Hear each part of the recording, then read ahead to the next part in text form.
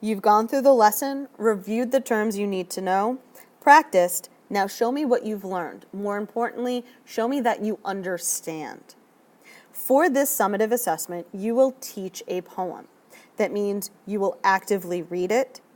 You will research connections, basic information on the poem and author, and how it fits into the society in which it was written, and create a way to actually teach it to someone. That means you're creating a PowerPoint, a slide presentation, Prezi, explain everything, whiteboard. Or if you're that type of person and you want to create a YouTube video, create your own YouTube video. That's great. Either way, you will need to actively read the poem. Mark it up. I want to be able to see that you've really put thought into it. You've made those connections. You've done your research. You will need a works cited page with all of your sources. If you're doing a slide presentation, that can be the last page of your slide. That could be the last table of your Prezi. That could be in the running credits of a video, something like that. When you build your lesson, it should include the poem and the background of the author.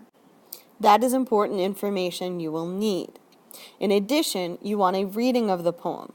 You can either do the reading of the poem yourself or find an online version.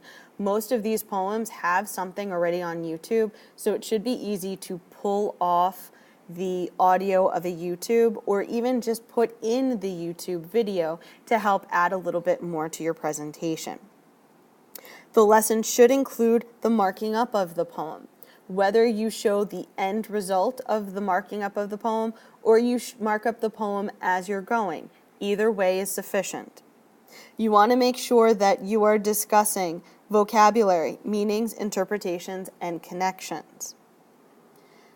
You also, as a final bit, want to create some sort of an assignment to determine if the person you are teaching understands the poem. Do they have an understanding of it? That could be a worksheet. That could be a response question. That could be a quiz. Anything you would choose to assess somebody else's understanding of your lesson. You have several options for poems, all of which come with hyperlinks directly to the poem. Robert Bruce's March to Bannockburn by Robert Burns, Requiem for the Croppies by Seamus Heaney, To the Virgins to Make Much of Time, Robert Herrick, Constant Lover by Sir John Suckling, How Do I Love Thee by Elizabeth Barrett Browning, An Irish Airman Foresees His Death by W.B. Yeats, and Never Give All the Heart, also by W.B. Yeats. These are classic English writers. They have nothing to do with monsters, but all of these poems are short and have research available on them, which is why I wanted to choose these. For this assessment, you will be graded on reading literature, research, and writing. 2 of those, reading literature and research, are actually part of what you're proving for competency. So this is basically your first round at showing competency, mastery of these skills. You will be graded using the analysis rubric because what you are doing is basically a very large analysis in a non-traditional way. That's how I'm choosing to grade you. I'm looking for your focus, your development, your coherence, and your mechanics when it comes to your writing.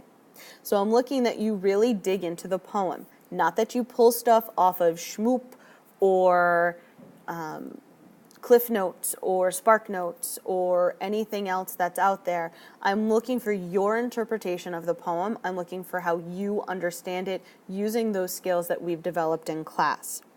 When you're developing, I'm looking for all of those different pieces, the vocabulary, the background, the connections, your general understanding.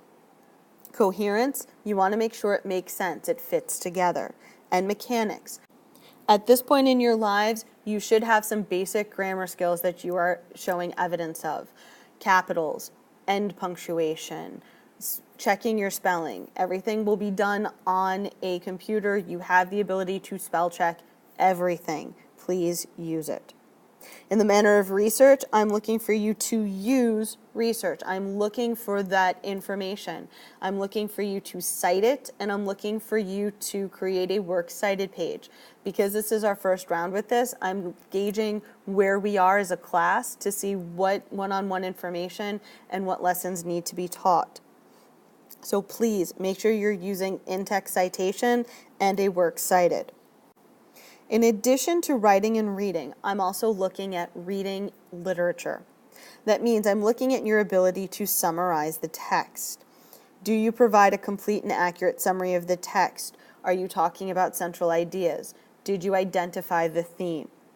Are you using textual evidence? Are you citing examples from the text to support your interpretation, your understanding, and your acknowledgement of the theme? Are you discussing the vocabulary, how the author put words together, put ideas together? Are you looking at how the author's choice of imagery? We went over those poetry elements, you went over those literary elements. How is that brought in to create something more for this poem? And looking at the structure analysis. How is that structure important to the overall idea of the poem? Does it have specific stanzas to do specific things? Is there repetition to draw attention to a specific idea? You need to include that as well. The last bit that you're required to do is the student responsibility survey. You will get a copy of this, but there is one on the bottom right here. What you will need to do is rate yourself on preparedness, self-direction, collaboration, and respect. How well did you come to class ready to work and get it done? How well did you take it upon yourself to do what needed to be done quickly and efficiently? Did you work together appropriately? Were there times where you paired up with someone to work together, whether it was a peer, another teacher, me, someone, to collaborate and work and build your understanding? And then respect. How well do you feel you showed respect to the process, to the classroom, to each other, to yourself, and to your teacher? This means, did you come in and instead of putting up a fight about what needed to be done, you just got it done? You didn't distract anybody.